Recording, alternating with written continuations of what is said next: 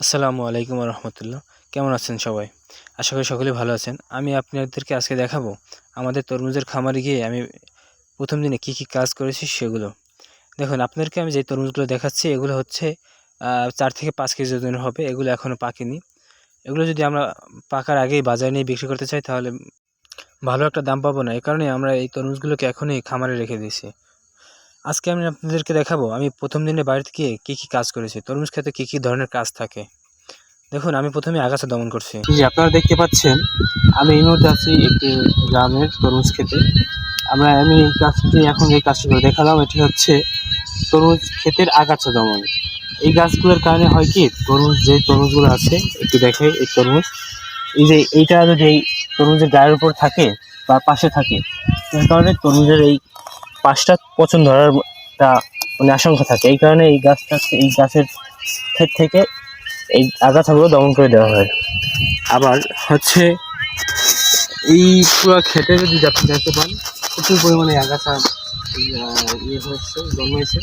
এগুলো যদি দমন না করা হয় তাহলে যে এই তরমুজের যে সাইজ, এগুলো এখন ছোটো আকারে আছে, এগুলো অনেক বড় আকারে হওয়ার জন্য যে প্রসেস, এই আগাছাগুলো থাকার কারণে এটা বড় হতে পারে না। এই আগাছাগুলোকে ভালোভাবে না উঠিয়ে ফেলে আবার এগুলো জন্মায়। কি করতেছেন? আমরা এখন খেতে এই যে দেখতেছেন কিছু তরমুজ গাছের ভিতরে কিছু একটা কীটনাশক, কিছু গাছগাছালি হয়েছে, মানে আগাছা হয়েছে, এগুলো আগাছাগুলো দমন করতেছেন। আগাছাগুলোকে আমরা পরিষ্কার করতেছি। হ্যাঁ, এগুলো করলে আসলে কি হয়? এগুলো করলে আসলে তরমুজের খুব উন্নত হয়, তরমুজ বাড়তে সাহায্য করে জমিনে।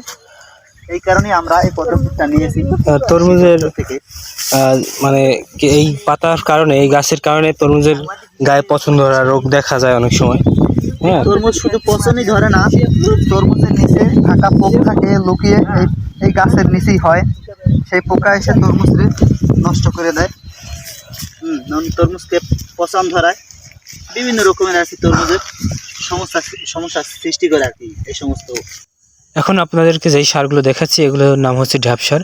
এগুলো যদি তরমুজের গাছের দেওয়া হয় তাহলে তরমুজগুলো অনেকটা ফলে, যার কারণে গ্রাহক এগুলোকে কিনতে বেশি আগ্রহ প্রকাশ করে আর ভালো একটা দামও পাওয়া যায়। এই সারগুলো দিতে হয় গোড়ায়, মানে একটা বালতি আছে, বালতি দিয়ে করে নিয়ে ছোট ছোট মগ থাকে, মগগুলো দিয়ে গাছের গোড়ায় গোড়ায় দিতে হয়।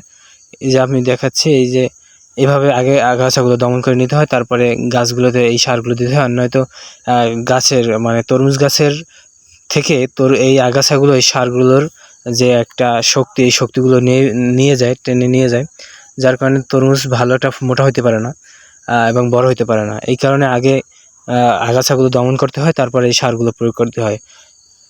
যেমনটা আপনাদের একটু আগেই দেখাচ্ছিলাম যে সার খেতে আছে, কিন্তু আমরা হচ্ছে আগাছাগুলো আগে দমন করতেছিলাম।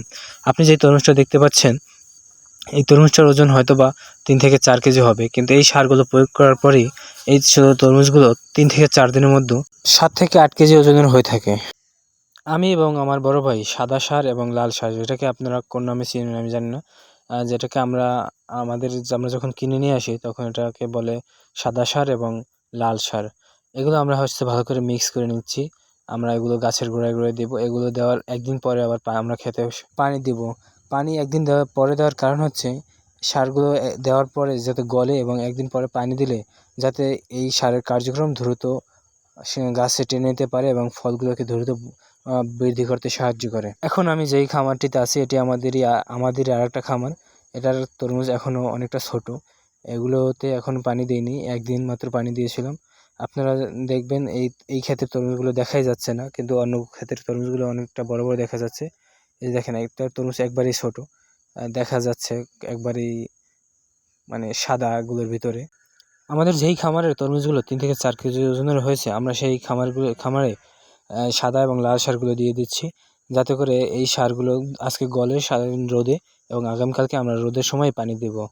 এরই মাঝে আবার আমার বাবা আমাদের গরুর জন্য ঘাস আনতে মাঝের চর গিয়েছিল। আমাদের ঘাসগুলো আনার জন্য আমরা কয়েকজন গিয়েছিলাম। আমার এই চাচা এবং আমার মেজো ভাই ছিল। প্রথমে আমরা ঘাসগুলো নামিয়ে নিচ্ছি এবং আটি বেঁধে তারপর সবাই একসাথে যাব। এই নৌকাটা আবার আমাদের না, এই নৌকাটা হচ্ছে আমার ছোট চাচার। এই নৌকাটা আমরা না বলে নিয়ে গিয়েছিলাম, যার কারণ হচ্ছে আমরা নৌকাটাকে এমনভাবে পরিষ্কার করব যাতে আমার চাচা কোনোভাবে বুঝতে না পারে যে নৌকায় করে ঘাস আনা হয়েছিল। এই কারণে আমরা প্রথমে নৌকাটাকে তলিয়ে ভালো করে পানি দিয়ে চুবিয়ে নিয়েছিলাম, যাতে করে ঘাস ওটার মধ্যে বেঁচে থাকা ঘাসগুলো একেবারেই পানির সাথে ভেসে চলে যায়। এরপর নৌকাটাকে আমরা একবারে কিনারে নিয়ে এসে পানিগুলো দ্রুত ফেলে দিই, যাতে করে আমাদের অনেকক্ষণ সময় না লাগে পানিগুলো ফেলে দেওয়ার জন্য।